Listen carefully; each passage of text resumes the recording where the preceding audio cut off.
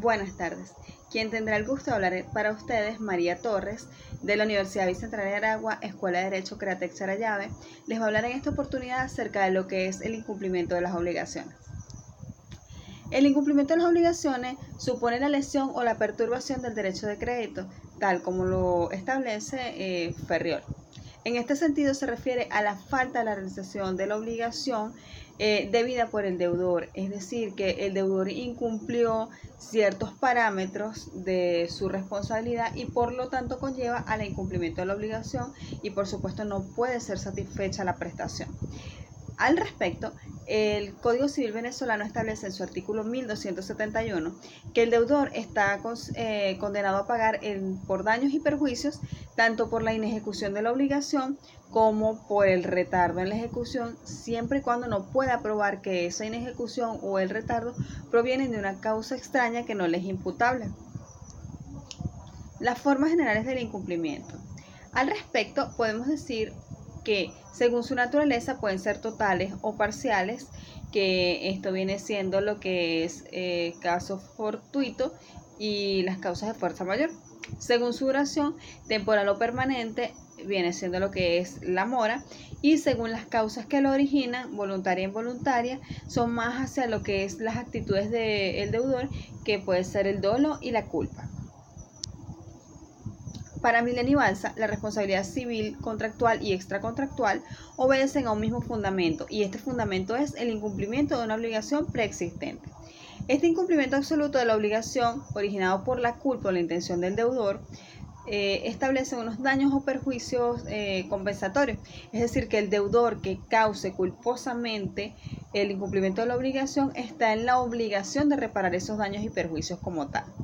Y el incumplimiento temporal, tardío o moroso surge de una obligación contractual, por supuesto, ya que se incumple parcialmente lo que es ese contrato o esa dicha prestación y son acumulables los daños y los perjuicios. Las causas relativas a la actitud del deudor, tal como lo mencionamos anteriormente, viene siendo lo que es el dolo y la culpa. El dolo se considera como el error provocado, por lo cual es la causa de la nulidad de un contrato. En este sentido, tiene que demostrarse la intención del perjuicio a la contraparte para poder reparar los daños o para que ésta pueda reparar los daños. La culpa consiste en aquella omisión de cierta diligencia que exija la naturaleza de la obligación y corresponde a las circunstancias de las personas de tiempo y lugar. Es decir, que no es intencional, sino que se escapa de las manos de la persona. El causa fortuito y la fuerza mayor. De acuerdo con lo establecido en el Código Civil, en el artículo 1272, el deudor no está obligado a pagar los daños y perjuicios cuando a consecuencia de un caso fortuito o de fuerza mayor ha dejado de dar o de hacer aquello que ha estado prohibido. Un caso fortuito es de fuerza mayor cuando no hay culpa. Esto lo dice Millán y Balsa. Un ejemplo de ello es que un rayo proveniente de una tempestad, una persona tiene en un depósito un animal que haya sido dado en pago y el rayo cae justamente en el animal y lo mata. Se escapa de la situación de la responsabilidad del deudor siempre y cuando éste pueda probar que intencionalmente no dejó el animal allí para que éste muriera.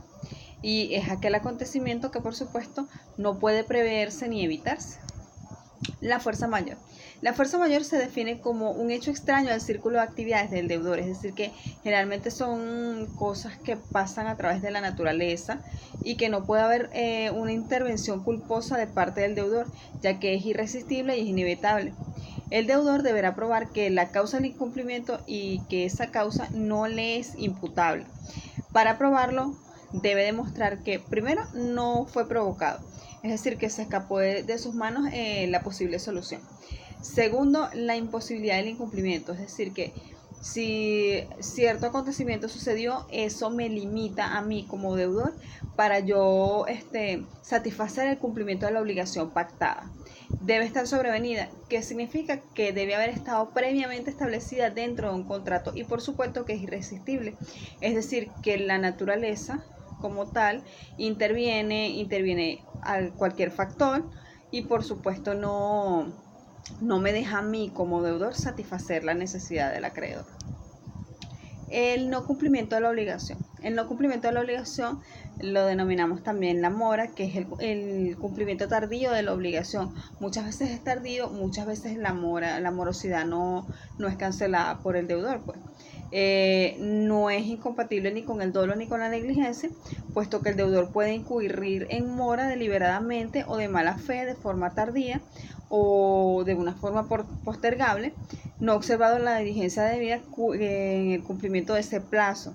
¿Qué sucede? Que generalmente para la cancelación de la mora debe haber un plazo establecido y eso va creando intereses para satisfacer la necesidad del acreedor como tal. Bueno, esperemos que este síntesis del incumplimiento de las obligaciones les resulte aceptable. Este material sirva como base a una futura investigación. Buenas noches.